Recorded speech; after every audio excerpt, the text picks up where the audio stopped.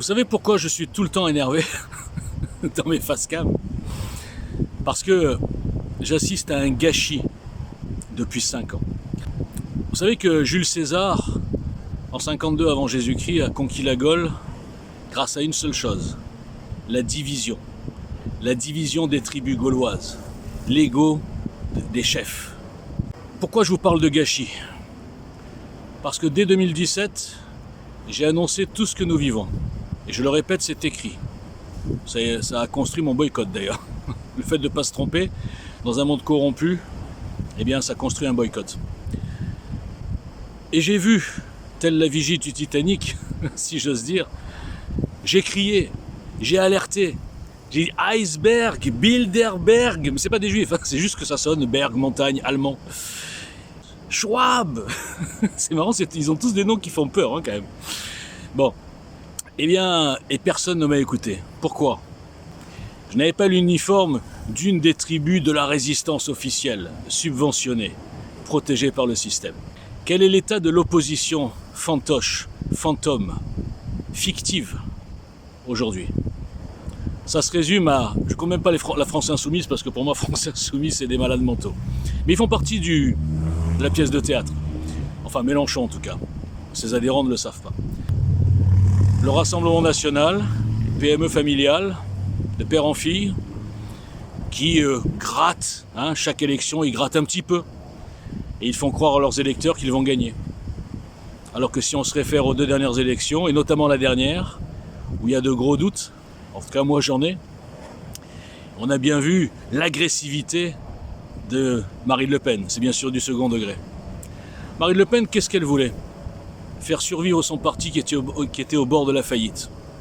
Un petit accord avec le gouvernement, les médias qui la poussent à fond et qui font tomber Zemmour, pour être sûr que l'outil du système sera au 2e tour. Et comme je l'avais annoncé, au pourcentage près, dès 2017, les gars, si vous ne faites rien, si vous ne comprenez pas qu'il faut construire autre chose de surprenant pour le système, pour casser le scénario établi déjà depuis 2017, eh bien, Marine Le Pen, au lieu de faire 33, elle fera 42. Et elle a fait 42. Et je disais ensuite, les gars, arrêtez de croire dans l'union des droites, ce sont des boutiques à moitié complices, à moitié corrompues, à moitié arrivistes et tous cupides pour leur petite carrière de merde. Arrêtez de croire qu'il y aura une union, il n'y aura pas d'union. Le diviser pour mieux régner est encore plus efficace quand ceux qu'on divise ont intérêt à rester divisés. Je ne dis que des banalités évidentes. Ensuite, nous avons donc le nouveau parti, Reconquête. Zemmour est arrivé en disant « Je ne suis pas un politicien », je l'ai suivi, j'y ai cru, parce que c'est ce que je prônais depuis 2017. Un type hors du sérail, hors des énarques, hors politicien, mais qui vient pas comme l'homme providentiel, qui vient et qui monte une équipe. C'est pas ce qu'il a fait. Je l'ai dit, je le répète, je radote, comme tous les jours, il a monté un parti pyramidal en se prenant pour le général de Gaulle et en présentant un programme complètement basique, banal, incantatoire, inapplicable avec cette 5e, qui ne changeait rien justement à la 5e, qui ne changeait rien justement à la justice, qui ne parlait pas de l'Union Européenne pour garder son marché parce qu'on lui a dit « Oulala, si tu dis ça, tu vas perdre comme Marine Le Pen en 2017 ». Et il a écouté tous ces courtisans, tous ces mauvais conseillers qui lui ont fait arriver à 7% et avec 0 député. Ça, c'est la 2e chance de la résistance. Je ne compte plus les LR qui sont déjà vendus. Et après, qu'est-ce qu'il y a? Les patriotes. Un petit énarque qui a monté sa boutique, qui est parti de 3000 adhérents à 35 000 aujourd'hui grâce à la Covid, à ces petites manifestations, boostées par le système, jamais suspendues, qui se passe pour un résistant, qui dit beaucoup de choses bien. Hein. D'ailleurs, je dois dire que je le critique, mais je suis d'accord avec lui sur plein de sujets. Je parle de Philippot. Et qui de toute façon n'a pas du tout le charisme et tout ce qu'il faut pour mener une équipe. Ensuite, il y a Dupont-Aignan, un des plus honnêtes, qui est là depuis longtemps, qui est un des seuls depuis très longtemps, avec Asselineau bien sûr, à nous avertir, à avertir tout le monde de cette mafia qu'est l'Union Européenne, mais malheureusement lui aussi. Formation d'énarque, il ne change rien à la 5e, il croit encore qu'il peut être l'homme providentiel après 20 ans, où il plafonne à 2%. Voilà, j'ai fait le tour les gars. Voilà ce que c'est, sur quoi vous comptez. Et c'est pareil en 2017. C'était aussi lamentable et pire encore parce qu'il y en avait qui croyaient encore aux Républicains, qui n'avaient pas encore compris. 5 ans pour rien, je le dis tous les jours. Personne, aucun de ces partis, pourtant ce sont des intelligents, eux, sont des cultivés, eux, ils passent à la télé, eux, Ce sont les élites, eux, elles, pardon. Aucun parmi eux n'a fait le bon diagnostic que moi j'ai écrit et démontré depuis 5 ans. Un café du commerce, un bac+2, un français moyen, rien, qui a juste géré quelques boîtes mais sans plus, qui n'a pas leur parcours honorable d'énarque outil du système et qui a expliqué très simplement que tout ce que nous vivions était possible grâce à 3 choses. Le monopole des médias, la propagande et la censure, 1 chose. La 5e République kidnappée, 2 choses. La justice et la façon de nommer les juges suprêmes, notamment du Conseil constitutionnel, qui permettent de justement kidnapper la 5e République.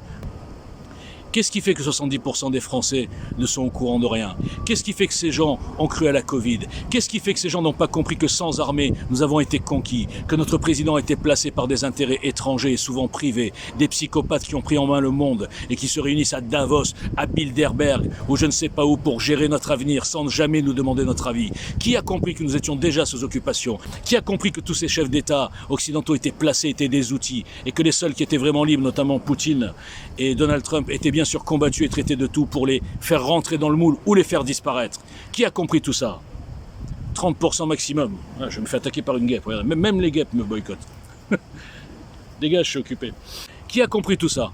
Maximum 20, 25, allez, je suis gentil, 30% des Français.